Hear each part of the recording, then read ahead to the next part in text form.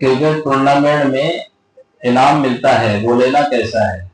बागवन बिरादरी की तरफ से आया है, उनके टूर्नामेंट ज्यादा कर देंगे ना नाज़िम।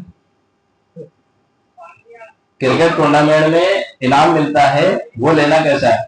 देखो, इसके अंदर टूर्नामेंट में हिस्सा लेना, खेलना, वो तो ठीक है, मबा है, जायज है, लेकिन उसके अंदर ये है कि भाई अगर 1000 रुपए फीस है, 10 टीमें अगर दाखिल हुई और 10,000 रुपए जो है आखिरी में जीतने वालों को दिए जाएंगे, सबके जमा करके, वो नाजायज हो जाती है, वो सट्टे की शक्ल हो जाती है।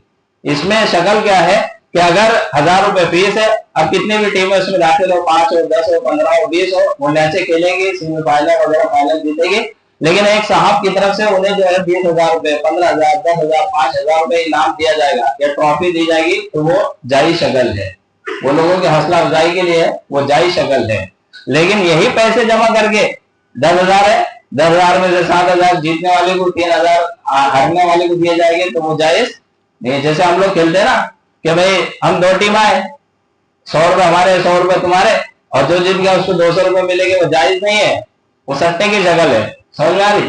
दोनों तरफ से शर्त लगाना जायज नहीं है, एक तरीके से। दूसरा, इस्लाम में कौन कौन से खेल मना है? इस्लाम में हदीस पाक के अंदर 2 ही खेल मना है, एक तो वो जुआ है और दूसरा चौरस है, चौरस वगैरह खेलते हैं, हाँ, वो मना है, लूडो वगैरह जिसको बोलते हैं आज के दौर में। लेकिन वो हुजूर पाक सल्लल्लाहु अलैहि वसल्लम के दौर के अंदर वो जो खेले जाते थे, वो जुए की शक्ल पे खेले जाते थे, गुलाम है, बांदिया है, उसको लगाई जाती थी, जो जीतेगा उसको मिलेगी। अगर वैसे ही खेलते हैं उसको तो कोई हरज नहीं है, लेकिन नमाज के वक्त खेलना जायज नहीं है। नमाज छोड़कर उनको आज भी खेल सकते हैं, मना नहीं है। सट्टे की शक्ल छोड़कर सारे खेल मुबाह है, सिर्फ उसके अंदर जुआ नहीं होना चाहिए। 4 रकात वाली नमाज में धोखे से दुरूद पढ़ लिया तो क्या करे? अरे तो सवाल तो पूरा लिखना था।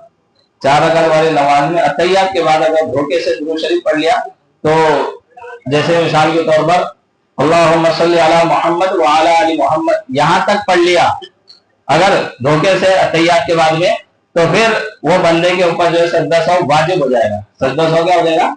इतना पढ़ लिया तो, और जैसे इतना बड़ा अल्लाहुम्मा सल्ली और याद आ गया 2 ही रकात में खड़ा हो गया, तो आप कोई करने की जरूरत।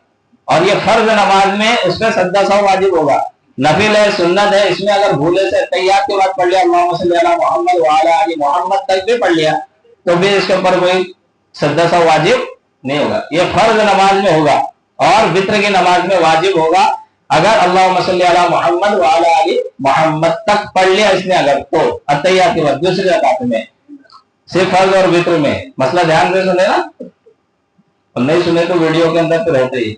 रुकू में कितना शामिल होने से रुकू मिल जाएगा?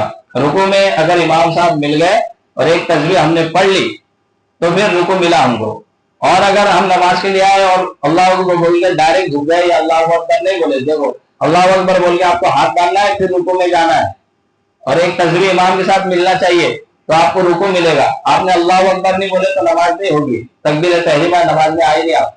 दूसरा, आपने कयाम नहीं किया, कयाम फर्ज है, और कयाम नहीं किया तो भी आपकी नमाज, बहुत सारे लोग गलती करते हैं, अल्लाह अकबर बोल के डायरेक्ट रुकू में चले जाते हैं, इमाम साहब उठ जाएंगे, रकात चलेगी, चलता है, लेकिन इस तरह गलतियां नहीं करना चाहिए, इससे बचना चाहिए।